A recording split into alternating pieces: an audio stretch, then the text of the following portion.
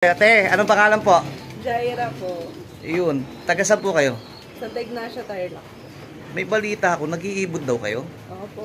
Ilang years na yan? 3 years po. 3 years? Kasubis, bali, naisauli na sa atin. Dalaw pa yung naisauli sa atin na ibon. Ito yung kapatid nung sa APR na naglalabas ng solo complete locking at patakloban last year. At netong taon may patakloban. Pareho lang sila ng magulang. Pero ngayon may bisita po tayo, saka natin i-tackle to. Ito po. Ito si ate, may bisita tayo. Ate, anong pangalan po? Jaira po. Yun, taga saan po kayo? Sa Ignacio Tarlac. May balita ako, nag-iibod daw kayo? Opo. Ilang years na yan? 3 years po. 3 years? Pakilala natin yung kuya mo ba to? Sir, anong pangalan mo, sir? Brian Patricio. Bakit natuto mag-alaga si ate? Dahil sa akin, dahil busy ako sa trabaho, tinuruan mo siya kung paano mag-alaga. Kaya ngayon, siya yung nag-aalaga ng mga kalapati ko. Tingin mo, sino mas marunong sa inyong dalawa ngayon? Siya na ho nga mo ng kalapati ko eh. Baka hindi ka lang kilala. Di na ako kilala dahil sobrang busy sa trabaho. Tatanungin natin. Pero babalikan natin si ate. Ito, kuya, anong pangalan mo, sir? Ernst po. Taga saan ka rin? Santa Ignacia rin po. Magkakapit bahay o paano ba? Opo. Barkada po. Nag-iibon din? Opo. Kamusta naman pag-iibon mo? Okay naman po. Nakakatanggal ng stress. Minsan nakaka-stress din. Pag walang pauwi. Ay, hindi part yan eh. Pero sabi ko nga, enjoyin lang. Tama? Opo. Ano yung gamit mong linyada? Wala po, pulot lang.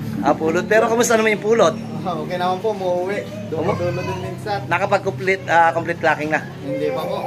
O yun, ito opinion po ni Pait. Kaya nga tayo dapat magsimula sa tama. Tatanungin natin si ate ngayon. May kasama mga anak eh. Oh. Te, kayo ba nakapag-complete locking na? Alam mo yung complete locking? Opo. Hindi pa po eh. Sayang po nung last lap. Sayang po. Ilan yun? Dalawa po. Tingin mo bakit hindi nakauwi yun nung last lap? Masamang panahon. Masamang panahon nun. Ayun, at ang simple naman ng pag-iibon. Tanggapin lang natin yung ating, alam ba, natalo. Maging masaya tayo sa mga nanalo. Ngayon, magsisimula kayo, sino bang nagturo dito para pumunta kayo? Ha? Si kuya. Hindi kasi sila po ikukuha ng ibon. Pero siyempre, natutuwa ako pagka kasi lady puncher. Katulad dun sa mansion ni paring Jimmy, ang daming in-interview, mga nananalo. Susunod, ipapakilala ko na kayo dun. Kasi mananalo na rin kayo, no? Opo. Pero ang importante dito, enjoyin lang. Kuya, lagi ka ba talagang wala? Lagi kang wala? Opo, busy ako. Every 2 weeks. Sa isang buwan, halos 2 beses lang makauwi sa bahay. Paalam natin kung bakit. Sir, anong nature ng work mo? Bali sa Philippine Coast Guard ako na nagtatrabaho. Ayun. Nakita mo, naglilingkod pala sa atin, ano? Opo. Ay, shoutout mo yung bossing o chief.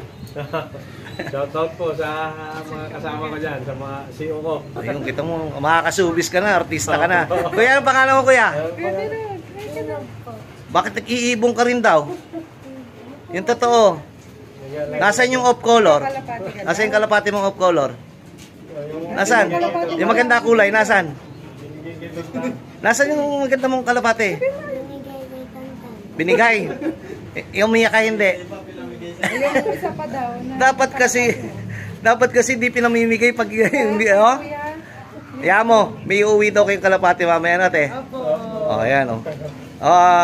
Sa ngayon, newbie, 2 years, paano ba? 3 years. Susunod, gagalingan na lang natin at enjoyin, ha? Ako'y masaya dahil isang pamilya kayo nag-iibon. Ito si Kuya, ang susunod naman, oh.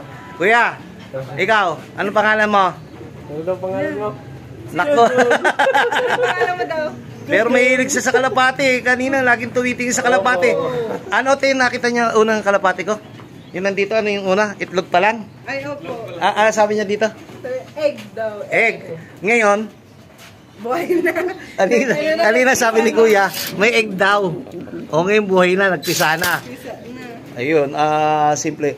Kaya ikaw, Kuya, lagi kang mag-iibon kasi dito ka mag-i-enjoy. Bawal pa ba siya tumakbo? O pwede na? Pwede naman po, pero hindi masyado pa. Yun, kasi si Kuya nagkaroon ng problema pero mabait ang Diyos. Ha? Opo. Nag-aaral ka na? Oo, sige, galingan mo. Ate, baka may shoutout ka. Shout out po sa Patricia Family Evangelista. Ayun. Mamaya, ha? BB City. Oh, Shout out. Ayun, shoutout po. Pero mamaya tutuloy natin ha. Doon tayo sa loob. Sige po. Yun, pinagpares na ho natin. Tinanggal na natin yung divider.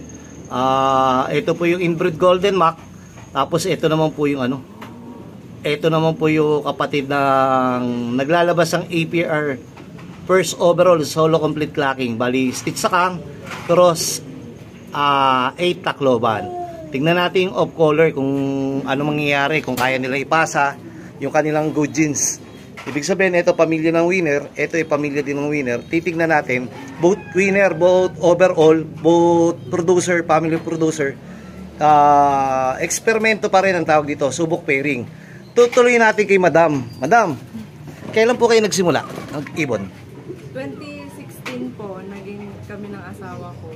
Nag-aalaga na po siya. Tapos, nag-birthday po siya ng 2017. Binilhan ko siya.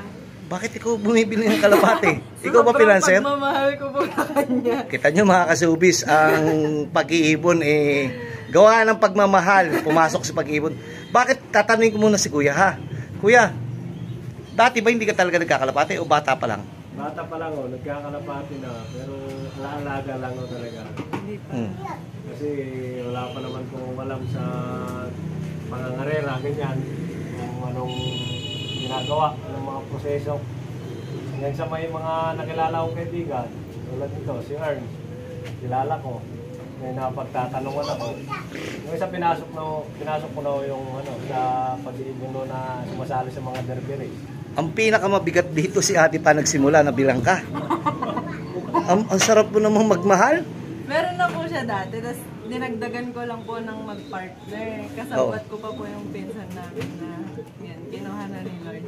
Tapos, dun po, yung naging anak po nung mga binili ko sa kanya, magagaling din. Ay, yung nilaban yung nakaraan. Opo, kaso yun, may isa po nawala. Tapos hanggang sa nagtatry naman po kami, nagpapaalaga sa iba. Kaso, hindi po nami-meet yung expectation niya ng asawa ko. Mukhang magiging mahusay kayong pansir ah. Sabi ko po, matagal ko na pong sinasabi a year ago pa na turuan niya ako at ako na dahil nasa bahay lang din naman po ako, nag-aalaga ng mga anak namin. Tapos hanggang sa hindi ko po alam, isang araw na lang biglang sabi niya, oy, painom mo to, ganito yung pakain mo, ganitong oras. Tapos hanggang dun na po, nag-start. Pero matsatsaga po kayo mga babae, ano? Kaya napakahusay ng mga lady panser. Shoutout po sa inyo. Shoutout po. Tapos nung una po, syempre, tinatamad ka, ganun. Ano ba to, dagdag pa sa alagaan. Kasi di mo hilig.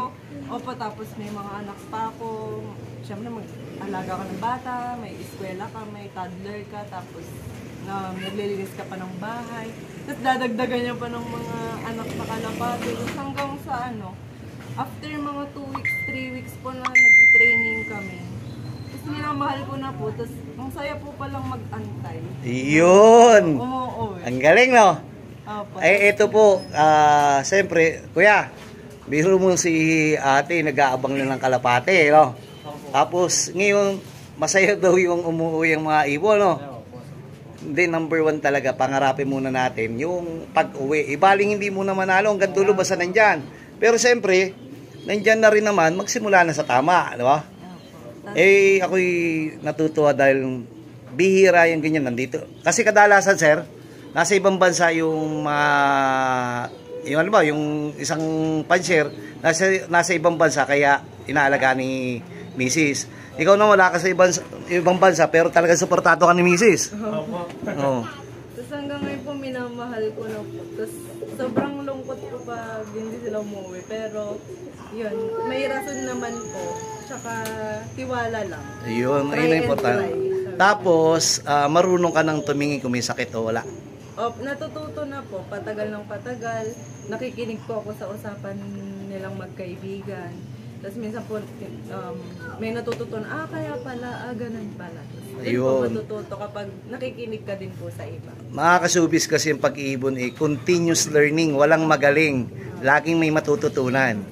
Ang number 1 na matututunan nyo, haba yung pagsasama nyo kasi pinagbuklod kayo ng ibon. Diba, sir? Wala na po kaming ibang pinag-usapan. Lagi ka tinatawagan ni sir pag nasa iba. Dati po, hindi siya tumatawag. Ako po yung tumatawag. Hanggang ngayon po, kusa na po siyang tumatawag. Pero hindi para tawagan ka. Yung kalapati pa rin. Hindi na daw po. Tama ba yung kunento ko sinong yung pinagbati natin yung mag-asawa? Nag-uusap na sila. Communication. Pero hindi yun. Kasi kaya sila nag-uusap gawa ng kalapati. Ngayon po, mas magaling na ako sa Ayun po, ako yung nagpapasalamat. Ang layo nyo pa ng lugar eh. Pumunta kayo dito, dumayo. At number 1, meron kaya nag-vlog ka ba o TikTok? Baka pwede mong i-shoutout. Opo, sa TikTok po. Supportan natin. Jaira and Fam. Yun. Please subscribe me po doon. Tapos nagbebenta din po ako doon. Tsaka mga kalokohan. At kalapate, syempre. Yun, supportahan po natin. Mamaya ma'am, hindi ako marunong yung cellphone ko, kalikutin mo. Hindi i-follow mo ako doon. Papalo ako pala, I mean. Sige po, mamaya po natin ituloy. Sir, mamaya na po ulit.